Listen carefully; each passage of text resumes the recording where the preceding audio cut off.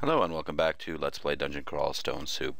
I've been asked several times by several people to do a tutorial on a melee character. It is not really what I am good at. I have one as a Minotaur Berserker, and that is what I'm going to recommend to any new player that starts this game. You might like the sound of being a vampire necromancer. So do I.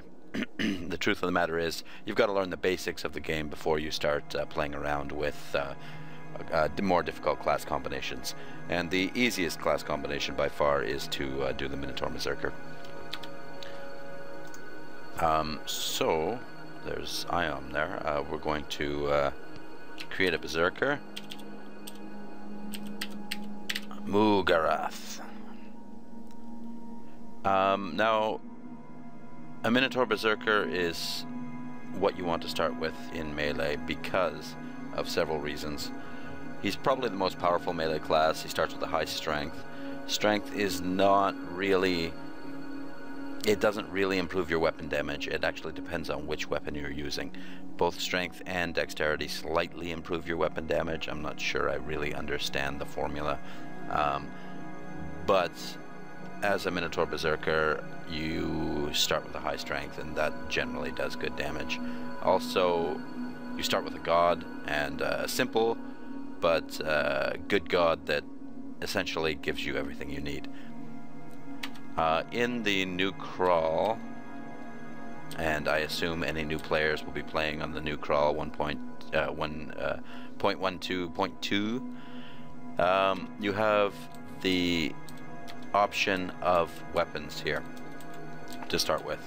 I'm going to go ahead and recommend you start with the axe. It's probably the easiest weapon to start with. Also, I believe axes and strength are most closely tied together. So let's start. Okay, the first thing you're going to want to do is get your attack power up as much as possible. This involves pressing M, pressing slash, and turning off everything apart from axes. Keep axes at 100%. What you're essentially trying to do here is get to minimum delay. Minimum delay means there is no the minimum delay in each attack. If you're using a weapon you have no skill in, it might take 2 turns to hit somebody. But if you're using a weapon that you have a high skill in, you might be able to hit them 3 attacks for every turn. That's what minimum delay is all about. You can look it up on the crawl boards. Make sure you get a recent list of minimum delays. It depends on each weapon what the minimum delay is. Since we're going for axes, we want to build axes up as high as possible, eventually using an executioner's axe. I believe the minimum delay is like 26 or 24 for an executioner's axe. So we're just going to be leaving axes on. The advantage of a character like this is that you do not have many skills to train. You want to train fighting, you want to train axes, and you want to train armor, and possibly a little dodging, and a secondary attack of some kind. So either throwing or evocations. Another thing about a Minotaur Berserker is that they reflexively headbutt anybody attacking them. So they essentially get free attacks for every hit that they receive. So if you're surrounded by 3 enemies and they all hit you, you will hit them back. You don't have to do anything. It's automatic. So all this adds up to an easy and a fairly, well, very powerful build. So we're going to keep axes on only, and we're going to get it up as high as possible throughout the entire run. Press O to auto-explore, and just start killing.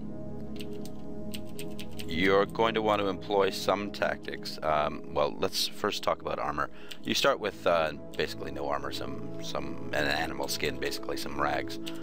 So look around for the first piece of armor you want to pick up and put it on.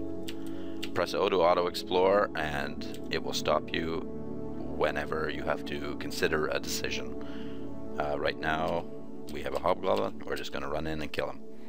Our axe's skill has increased, and on we go.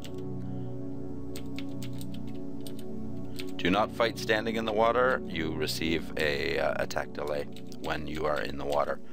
Conversely, your enemies also receive attack delay when standing in the water. At this point, we have two enemies. We want to step back. They both see us. We want to step back, funnel them in, and fight them one at a time. Usually, it's a good idea to let enemies come to you, and it's often a bad idea to actually step towards an enemy, because you never know how many more enemies will appear. So just cruise along. Oh, okay, we've got 4 enemies. 1 doesn't see us. We're going to step back and find a place to funnel them. Here looks good. And there we go. I've been asked several times to do this tutorial. I actually did one a long time ago, but I didn't like it, so I erased it. I am invariably going to miss something. There's a lot to this game, so just try to follow along as best you can, and let's just hope I can do something that helps new players get started in this game. So we've completed the first level. First level is generally relatively easy. To go down randomly or as quickly as possible, you press Control G, and then what is that key? That's the triangular bracket key down. And there we go. And again, we're pressing O, cruising around. There is Trog, but we already have him. Alright, here's a poisonous snake. I think it should be okay to take him out. We're going to let him come to us and start attacking. Yep. And our axis skill is up some more. A Minotaur also has a pretty high hunger clock. Ooh, okay, let's get a step back here. That means they get hungrier more quickly. So just be aware that you will need to eat quite often. Okay, the situation is somewhat dangerous. We don't have any armor. We're facing 3 fairly strong enemies at this point in the game. A lot of crawl playing is experience, knowing your situations, and knowing the strength of your enemies. This comes with running character after character after character in the dungeon and dying and over and over and over again. It is eventually something you'll just learn. So in this situation, we need to do something. More than likely, we're not going to be able to take them out with just our axe. So it's time to call on a god power. You do this by pressing A and then question mark. And we have only 1 god power now. Oh, and I forgot, and I always do this. We only have 1 god power now, and that is Berserk. So we're going to go Berserk. Now, Berserk has a limited time. It greatly increases your strength, it greatly increases your attack speed, and it only has a limited time where it's active. You can extend this time by fighting.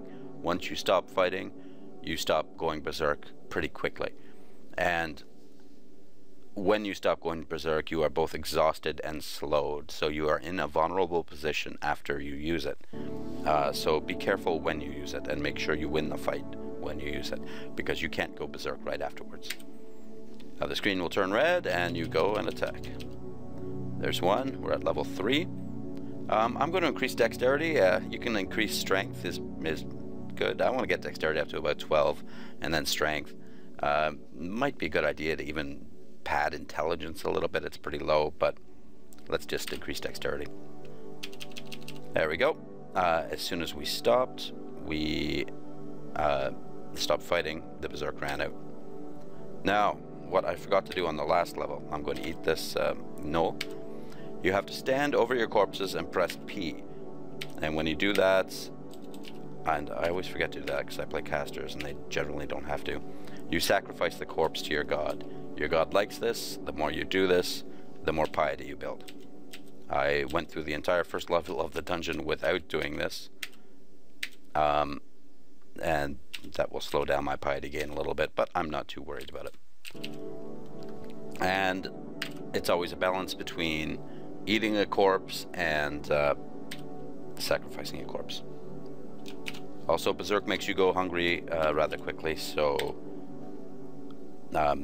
keep that in mind. You're going to be hungry after you go Berserk. We're going to press capital W here to check out this armor. It is only a leather armor, but it's better than our animal skin, so we will put it on and drop the animal skin. I don't think I missed any armors, but just in case, you can press Control F and search for anything in the dungeon. Be aware it uses the British, Canadian, Australian spelling for things like armor. We found a leather armor and an animal skin. Okay. So through our, I think I found an axe too. Wasn't there an axe up there? A dwarven war axe. Okay. Yeah, we're gonna take that. Now at this point, where is it?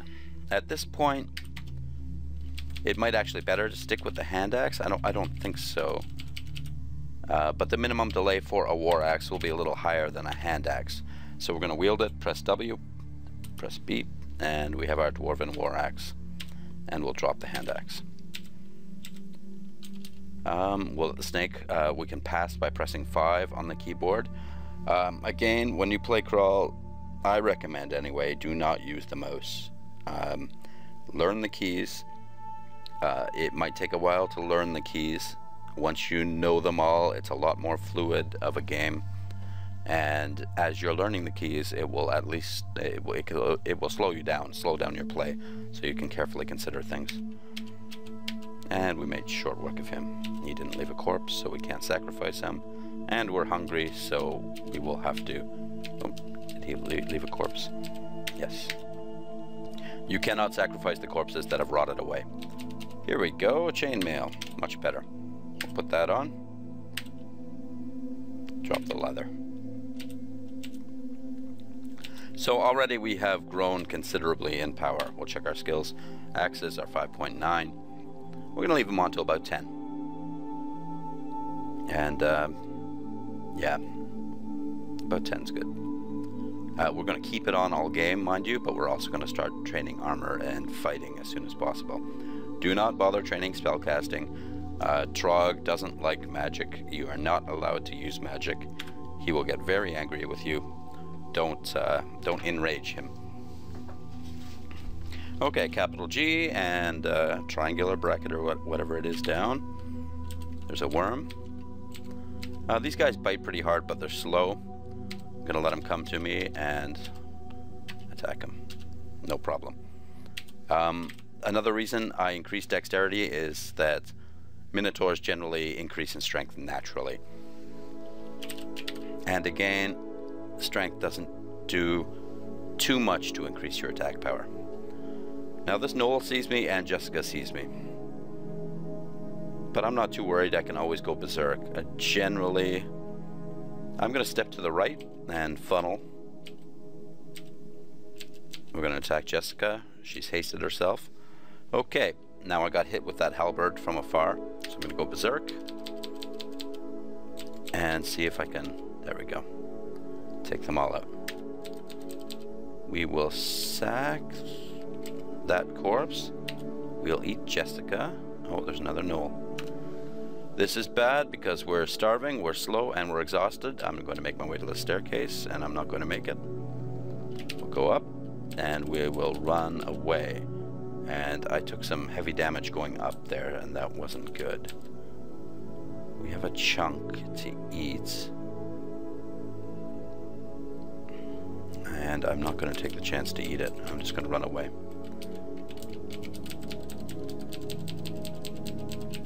And heal up naturally.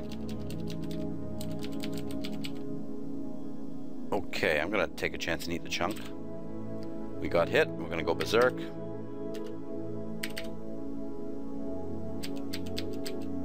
And we just survived that. I'm not sure if this is the most optimal gameplay here. Again, I don't play melees too often, melee classes. That halberd is actually a pole arm, not an axe, so we're not going to bother picking it up. This guy with the spear we can probably take out. And we did, no problem. I also ate some perma-food there. Okay, easy. Here's a wizard. The worst he can do is Mephitic Cloud me, so I'm gonna step around the corner, go berserk, and we're gonna chop him down. Our axis gained 2 levels and is now at 8. And that's gonna make us hungry shortly because we went berserk, but we ate a bread ration, so it should last a little bit. There is a way to turn off your ghosts in the dungeon. I think it's part of the game. I like having them on. Some people don't. It's up to you. I've never looked into it because I enjoy the ghosts. Sack the corpses and on we go. Oh, grinder. Okay, grinder's a real pain in the ass. We're going to go berserk. We're going to need it against him. We are slowed, but he casted a slow spell on us, but berserk should counteract that. So let's go berserk. Now you can also press down tab to automatically move towards the nearest enemy and attack them. Tab will also stop you if you take enough damage from pressing tab again. Let's increase dexterity up to 12. We'll get this wand of slowing. And this guy shouldn't prove a problem, and he didn't. Grinder's good experience, and as you can see, we're hungry again. We'll eat this goblin corpse.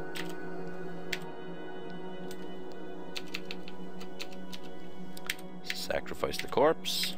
Build piety to Trog. We'll back up. We'll funnel these enemies. And no problem. We'll wait for the snake to come and attack him. And we'll eat that newt. This newt we will sack. There we go. Minotaur's pretty tough. You've got a pretty good margin for error with them. The one problem with playing them is you get used to being as tanky as you are, and you might not gel very well with your new character, especially if you go for a deep elf or something. When I started this game, I played a human wizard almost exclusively, which is a lot harder than an elf, a deep elf wizard. So that's how I practiced. And as soon as I switched to a deep elf wizard, my play was a lot better than it would have been because I had been playing handicapped for so long. Here's Crazy Youth.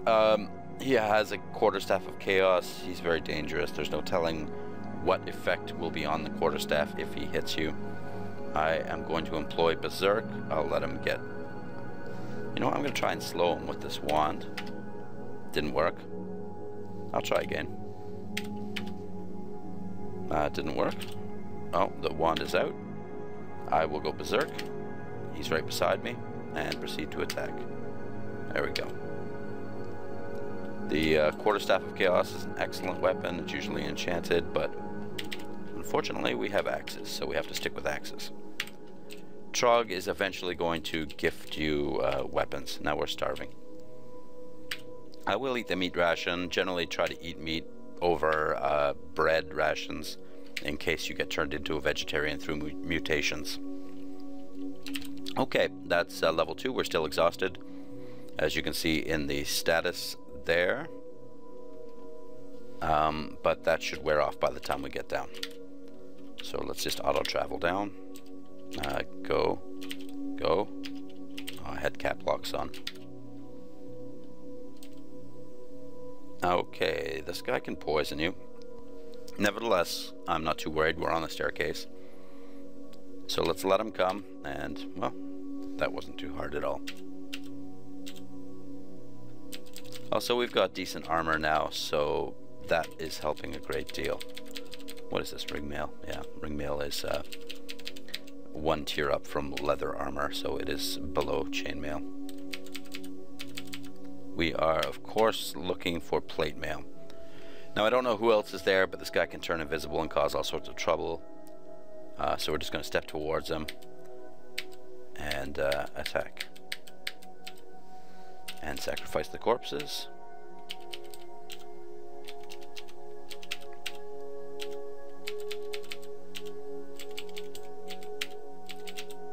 And onward we go. Oh, fire dragon hide. That might be worth picking up.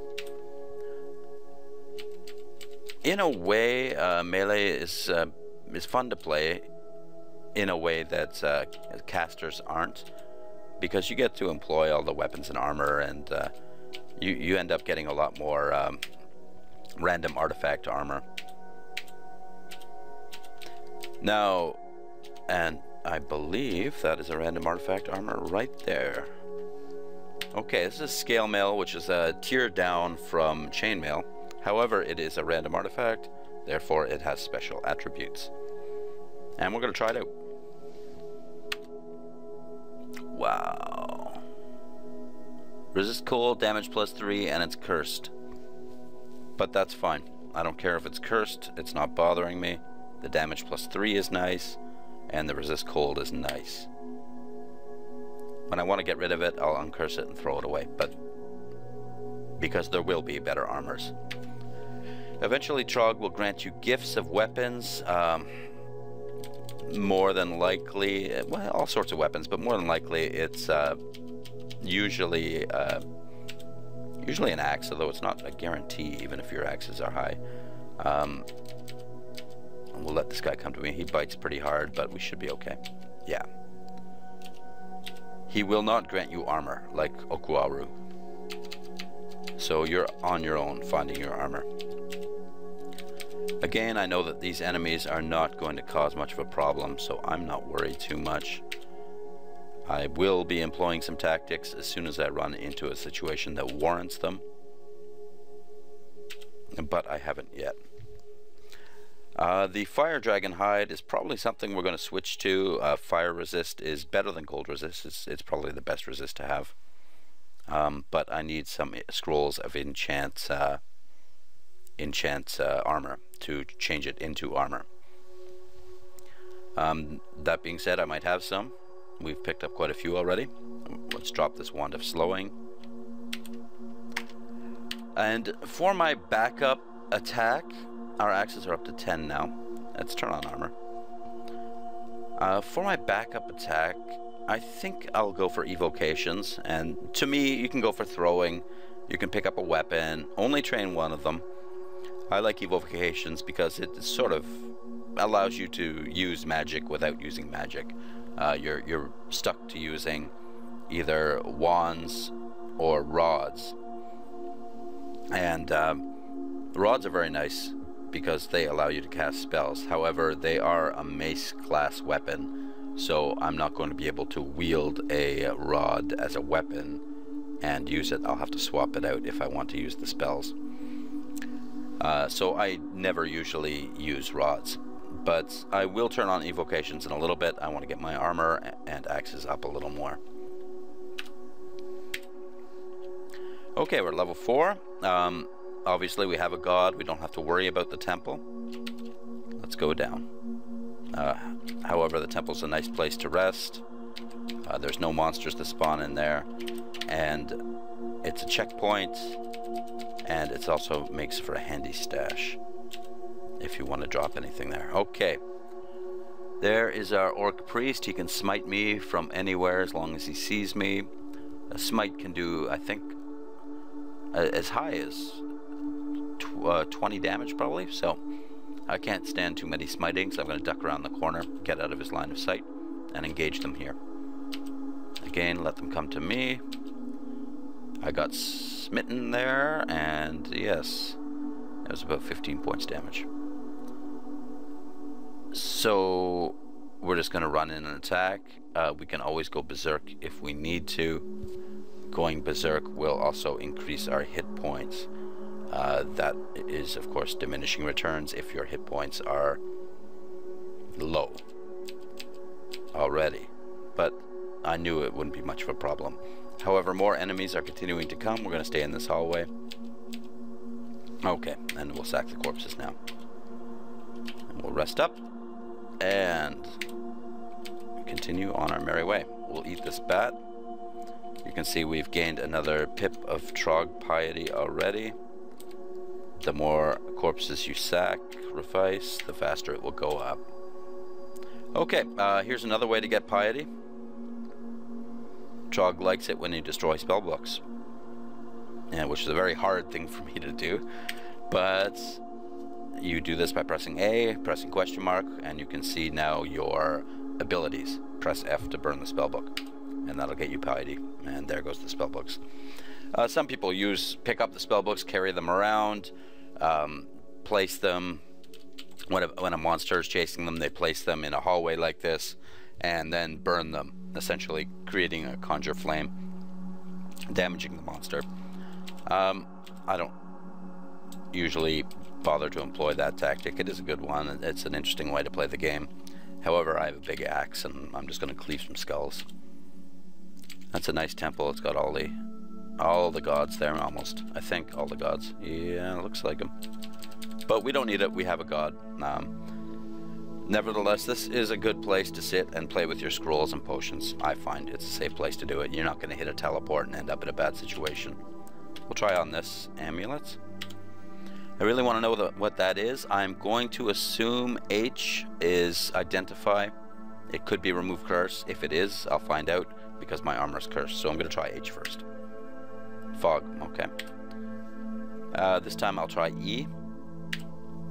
This is more than likely identify, so we'll identify the amulet. Resist mutation. That's a good amulet to have. To see your abilities or mutations, press Shift A. And you can see in the case of a Minotaur, we reflexively headbutt those who attack you in melee, and you have a pair of horns on your head. Now, let's go ahead and read the rest of these scrolls, and we'll start with single scrolls first. Okay, this we've already identified identify. So this is either recharging, which is how you recharge your wands, or it is enchant armor. If it's enchant armor, I can change that fire dragon hide into armor. So I'm going to try on the fire dragon hide. And it is, I was correct.